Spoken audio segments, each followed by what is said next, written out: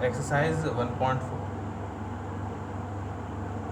इससे पहला क्वेश्चन, पहले क्वेश्चन के लिए आपको एक लाइन बनानी पड़ेगी। इसमें बोला गया है represent each of the rational number by A point on A number line. तो नंबर लाइन के बारे में बताता हूँ मैं। इसमें 0 1, इधर भी 1, 0 के इधर माइनस रहते हैं, -3, इधर 2, इधर 3, ठीक है ना। अब इसके बाद हम क्वेश्चन में देखते हैं। क्वेश्चन में पहला क्वेश्चन दिया आपको, हर एक के लिए अलग अलग लाइन बनानी, नंबर लाइन बनानी पड़ेगी। तो मैं आपको दो बता दे रहा हूँ, एक -1 प्लस वाला, इसमें मिसिंग है कोई, तो आप इसको ना करें, कोई बात नहीं। अगर जिस मैं बता दे रहा हूँ 8/5। 8/5 में आपको नीचे वाला नंबर देखना है डिनोमिनेटर। डिनोमिनेटर में 5 है, तो आपको हर पॉइंट के बीच में 5 स्पेस बनाने हैं। 5 स्पेस के लिए आपको 4 लाइनें करनी पड़ेगी। जैसे ये पॉजिटिव है तो ये 0 से पॉजिटिव में जाएगा, ये ध्यान रखना। जब पॉजिटिव नंबर होगा तो पॉजिटिव में जाएगा, और वो नेगेटिव होगा तो 0 से नेगेटिव में जाएगा, ये ध्यान रखना। 8/5। तो आपको क्या करना है, 0 से 1 के बीच में 5 दिए हैं, तो 5 आपको स्पेस बनाने हैं, छोटे छोटे बनाने हैं। 5 इक्वल इक्वल बना देना, और उसके लिए 4 लाइनें करनी पड़ेंगी आपको। 1 2 3 4, क्योंकि 5वीं एक खुद होती है। और उसके बाद ये 5 हो गए। अब इसके बाद इसमें भी आपको करने पड़ेंगे इस तरीके से, 1 2 3 4 5। तो अगर आप काउंट करेंगे तो ये हो जाएगा 1 2, छोटा छोटा है तो मैं लिख नहीं सकता हूँ यहाँ पर, लिखने को मैं लिख भी दूँ, चलो मैं लिख देता हूँ। ये हो गया आपका 0/5, ये हो गया 1/5, ये हो गया 2/5, 3/5, 4/5, 5/5, 6/5, 7/5, 8/5।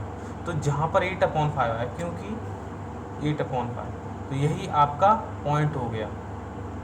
तो आपको हर एक लाइन को नहीं दिखाना, सीधे आपको वो पॉइंट दिखा देना जिसपे 8/5 हो।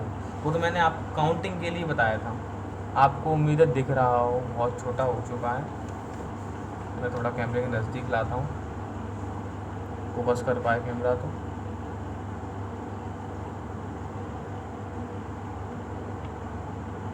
अब आपको दिख गया होगा बिल्कुल इस तरीके से हर पॉइंट के नीचे। तो अब माइनस वाले हम देख लेते हैं। सेम चीज़ लाइन बनानी है आपको। अब मैं ज़्यादा नहीं करूँगा, ये 0 पूरे ही रिप्रेजेंट करना होता है, टाइम नहीं है, इसलिए टाइम क्या, वीडियो ज़्यादा बड़ी बन जाती है, बहुत बड़ी अपलोड करने में बहुत प्रॉब्लम होती है।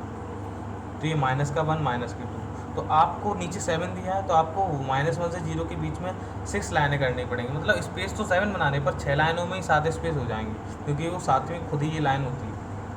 1 2 3 4 5 6, तो ये 7वीं हो गई है ना। तो ये हो गया 7/7 एक तरीके से, अगर आप समझें। उसके आगे आपको 2 लाइनें और बनानी है। वैसे बना तो पूरी 6 लीजिए, क्योंकि इक्वल पार्ट होने चाहिए। और जो आपका जो ये सेकंड पॉइंट होगा, यही आपका होगा 9/7। इस तरीके से आप इसको रिप्रेजेंट कर पाएंगे, बिल्कुल ईजी होता है अभी तो, है ना। इसके बाद बात करते हैं क्वेश्चन नंबर सेकंड।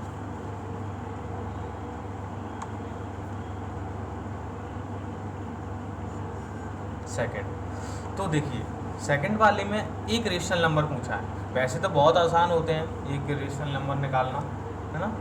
तो आपको अगर एक रेशनल नंबर निकालना है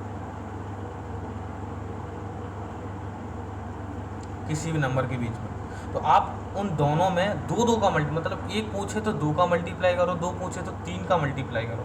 जैसे जितना पूछते जाओ उतने का ही एक्स्ट्रा मल्टीप्लाई करते जाओ। पर ध्यान रखना, सबसे पहला काम होता है आपको बेस सेम करना, यानी कि सबसे पहले इन दोनों में एलसीएम ले लो। इन दोनों का एलसीएम आया, इनके मल्टीप्लाई से ही इनका एलसीएम बनेगा। 4 × 3 12 आया, तो आप दोनों के ही नीचे 12 लिखेंगे। आपको पहले इनको इक्वल करना है, नीचे बेस सेम करना है। तो 4 का इसमें डिवाइड करेंगे, कितना आ गया, हाँ 4 का 3, और 3 का 1 में मल्टीप्लाई, तो ये आपका न्यूट्रल हो गए, यानी कि डिनोमिनेटर सेम हो गए। अब इसके बाद हम वो नियम लगाएंगे जिसमें से हम इनके बीच में एक रेशनल नंबर पता कर पाएँ।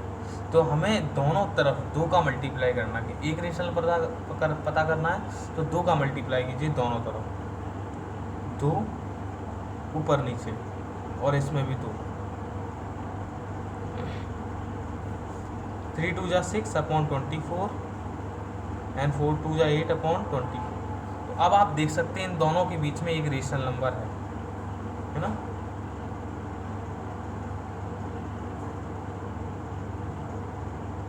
कौन सा है?